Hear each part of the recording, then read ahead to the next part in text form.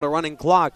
Cutbirth had the passing touchdown early on in the first. Later threw the interception that gave the Tigers a lead. 10-7 again our score. 5 wide set, an empty package here for the Owls.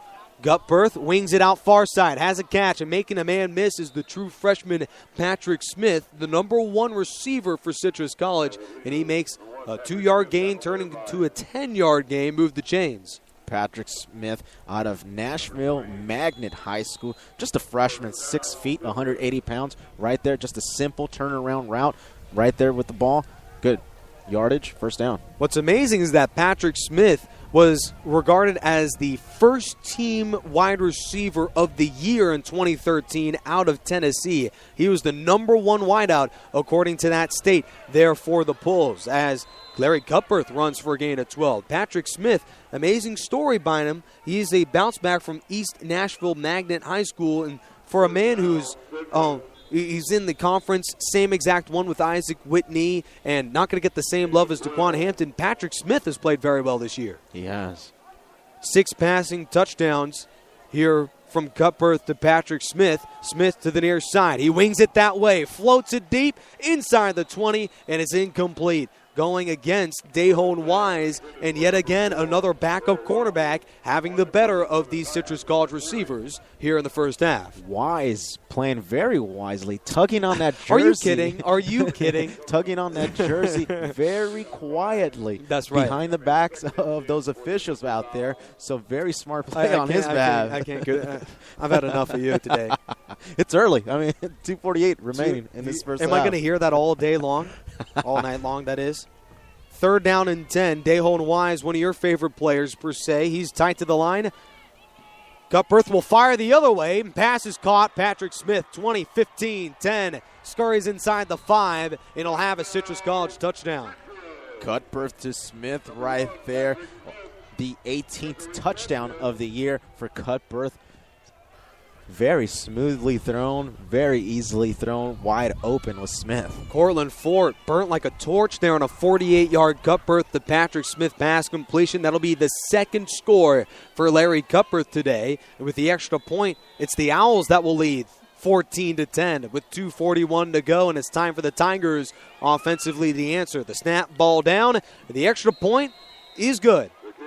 Playing pitch and catch right there, that last touchdown right there. Nothing fancy about it, just, hey, go deep, and I'll get it to you, is exactly what happened there. Well, Cutbirth is not afraid to pass deep down the field. He took 5 shots from more than 15 yards on that drive alone, and Cutbirth finally is able to hit his main target. That'll be Patrick Smith's 7th touchdown of the year.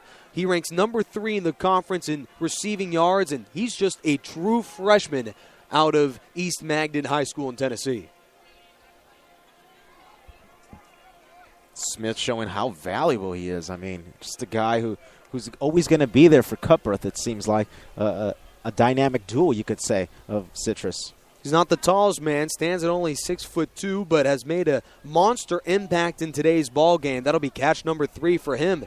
2:41 to go. The Tigers trail again here, make it a 14-10 ball game. Dan Gadino and the National Sports Broadcast crew joining it here on Spreaker.com's own National Sports. Here from the jungle, it's a 28-0 record for the Tigers here in this stadium, Wheelock Stadium that is. Returned by Tremel Davis out to the 10, Wiggles 15, and he is tripped up at around the 20-yard line. Impressive tackle made right there, a bone-jarring collision by Steven Garcia, their freshman running back, there to bring down the returner after a gain of 15. Well, it would be something special and a benefit to RCC if they could run this clock down, but not before they score one going into the locker room. The Tigers will receive to begin the 3rd quarter. 2:34 to go before that. And the Tigers may have their first deficit at the half since 4 weeks ago in this very stadium against Mount Sac. This has turned into a ball game, partner. After a 4-game losing streak, Citrus College, who has nothing to play for by this point, I'm sure has all the chips on the table, looking to pull off the upset of the century before the Tigers will go to the postseason. Delay handoff goes to Foster, and he'll zigzag his way out to around the 22, make it a gain of 1.5 yards. For Citrus, it's all pride and heart in this one. I mean, like you said, nothing to play for, but so much to play for as far as self. you got to play for yourself.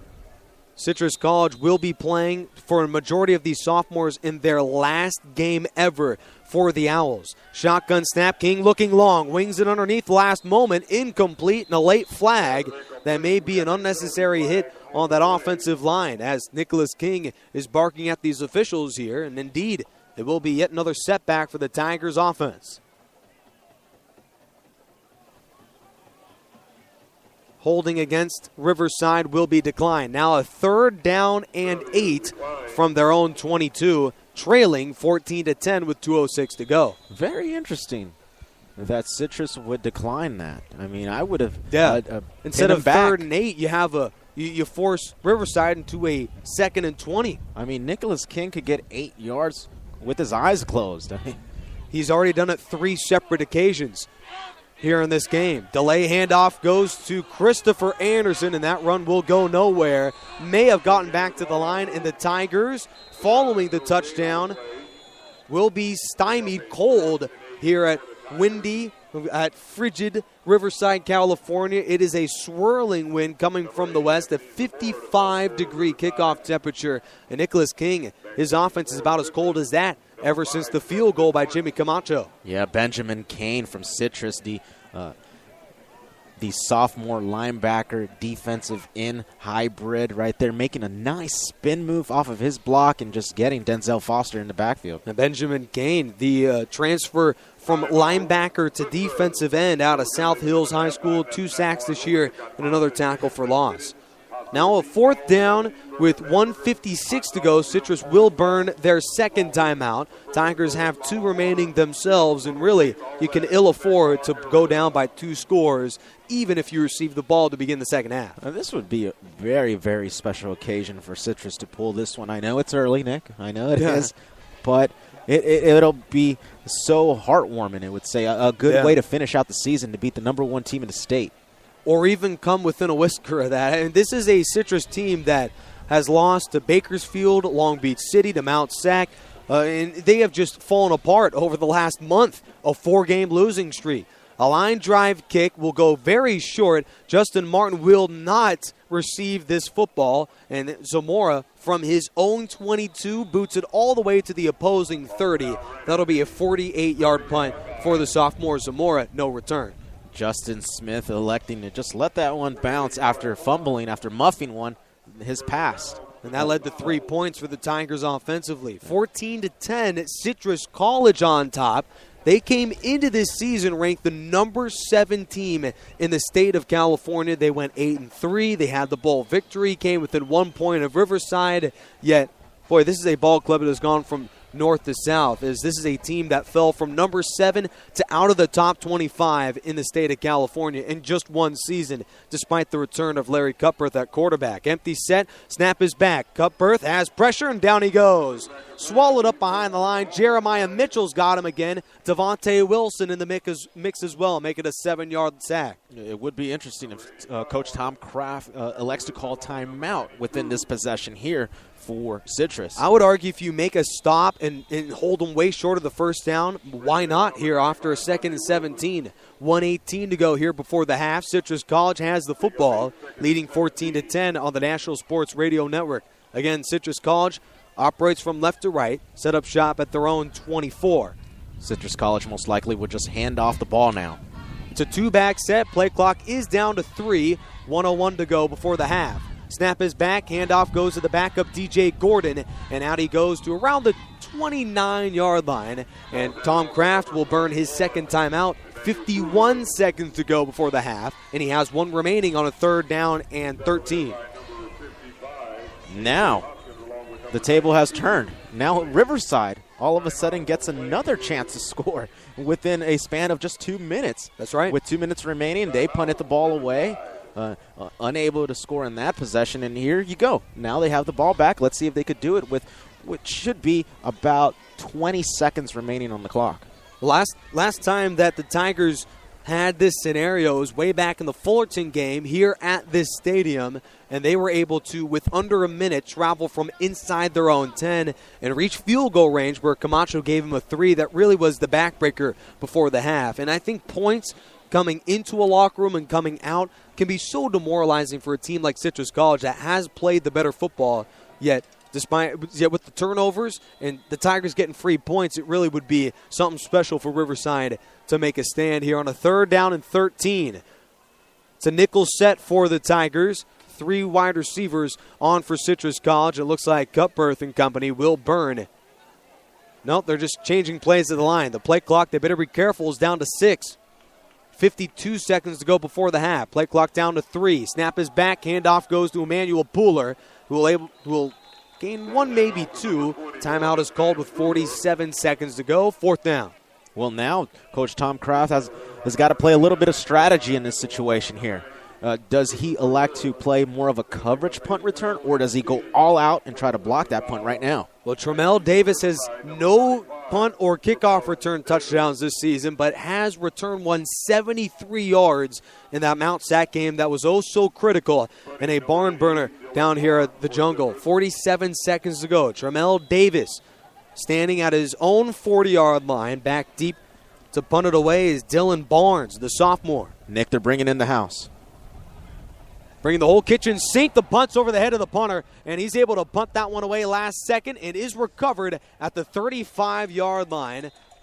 And that means the Tigers will have some golden field position. A snap over the head of Barnes and recovered by the Tigers. That's exactly why you bring the house, to cause things like that. Yeah. Don't you think the center's thinking about that? The long snapper, he sees everyone lined up in front of him. It's sort of a scary situation right there, causing a little bit of, I would say, nervousness. That's and right. Just a bad snap there. It would be so demoralizing for Citrus College to play the better football, yet off of that bad snap, and what you could call your third turnover. It won't go into the statistics as that, but it's yet another botched snap for Citrus College, and the Tigers have an opportunity to take the lead. Shotgun snap, King looking left, wings it near side, caught by Alejandro Marenco, who has the feet caught up under him at around the 32. Tackle made for the Owls by Dane Crookshank. That'll be his second. Interesting now that Tom Kraft, coach of the RCC Tigers, elects to bring all his starters back into play tonight. This is a very important drive here for the Tigers. Clock down to 16, able to throw it last minute out of bounds. And now with 14 seconds to go, the Tigers do have 1 timeout and are in field goal range only by a hair. What is the play call here on a 3rd down and 7? Well, you tend to try to go for something down the sidelines, but in that last play, I saw the middle open. So expect something, maybe a slant towards the middle or a post. Hunter, Marenco, Whitney, and Jawan Thomas into the game. Play action fake. King looking left. Fires to Whitney. He's got it. Did he get the feet in? No. Wow. They call him out of bounds on a 3rd down. And from that spot, the Tigers are looking at a 49-yard field goal try from the left hash with 7 seconds to go. The wind has stopped blowing here from the west, which means that the Tigers are in a relatively good field position here with the number 1 kicker in the state. Wow, what a challenge for Jimmy Camacho, and what a chance to cut this lead to 1 point here. A 49-yarder, you say. From the left hash, snap by Navarro, and the hold will be by Matthew Morin. Ball down, kick on the way. It's drifting, may not have the distance, and it won't. Doesn't even reach the back of the end zone. Camacho begins the game 1 out of 3, and he is fumed down at the middle of the field. 2 seconds to go. Citrus College will have one final play following the second missed field goal by our Citrus Hill kicker, Camacho. How rare is that to see a fiery kicker? I mean, a guy, typically when a kicker misses a kick, they sort of just walk away and go to a corner by themselves. But Camacho right there going towards all his teammates, and definitely part of the team, huh? Yeah, he's a little frustrated, but he gets all of the admiration of his long snapper Navarro. Don't forget, the entire Tigers offense is down to commemorate Camacho in what has otherwise been a great football season for them. We are at halftime following a knee for Citrus College. It's the Owls who lead 14-10. Again, thank you all for joining us on the National Sports Radio Network on Spreaker.com. We'll have halftime news, scores, and updates from around junior college and the NCAA after this word from your local stations. Again, we're at halftime. The Owls lead 14-10. We'll be right back after this. Thank you all for joining us here on Spreaker.com.